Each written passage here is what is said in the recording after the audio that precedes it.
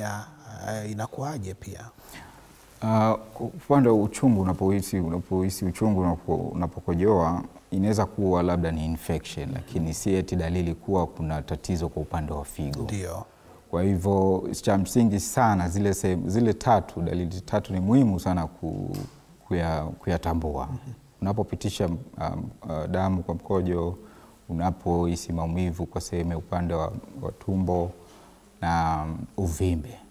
Hizo ni dalili muhimu sana. Ingawaje mara nyingi 80% huwa watu hawana dalili yoyote. Wakati mwingine unaweza hisi uchovu ambao huwezi fahamu umesababishwa na nini, ama labda sehemu zingine za mwili, labda viungo vinauma, vinaweza kuwa dalili kuwa tatizo imeanzia kwa upande wa figo. Ndio. Naam, shukran sana kwa hilo. Tuangazie swala lingine ambalo ni muhimu zaidi kwa Mkenya kuweza kufahamu. Kuna visababishi labda ambavyo vinachangia figo kuathirika? Ni mengi. Ndio. Manake haiwezi kuwa ni jambo moja ambalo linaweza kuwa limesababisha tatizo la figo. Ndio. Inaweza kuanzia kwa uzee ama watoto pia inaweza kuwa ni sababu.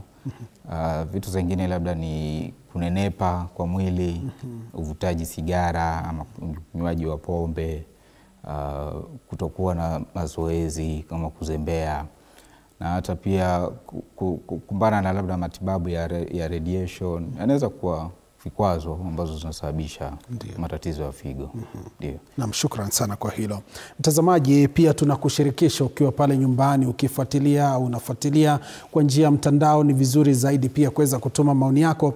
Nambari ya mawasiliano hapa studioni ni 2207, na vile vile unaruhusiwa kupiga simu ili uweze kupata ushauri kutoka kwa daktari hapa, na ili uweze kumakinika na kuelewa tukizungumzia magonjwa ya figo ni magonjwa aina gani, na ni vipi tunafaa kuhakikisha tunaepukana na magonjwa ambayo yanaathiri figo zetu. Na ndo masuala ambayo tunayazungumzia siku ya leo. Pia ingia katika mitandao yetu ya kijamii kwenye Facebook TV47 Kenya, ingia kwenye akaunti yetu ya X awali ikifahamika kama Twitter, unatupata TV47 News, ambapo tunazidi kukupakulia taarifa na vile vile mahojiano haya ili uzidi kufahamu ni kipi hiki ambacho tunakizungumzia na ni vipi unafaa kujiweka sawa usije ukaathirika kiafya, kwa sababu afya njema ama afya nzuri ndo msingi wa maendeleo ya taifa na pia msingi wa maendeleo ya mtu binafsi, na ndiposa tunahakikisha tunakuweka sawa siku zote ili uzidi kuwa na afya njema, afya nzuri, ili uzidi kuishi maisha ambayo yana faida kwako. Daktari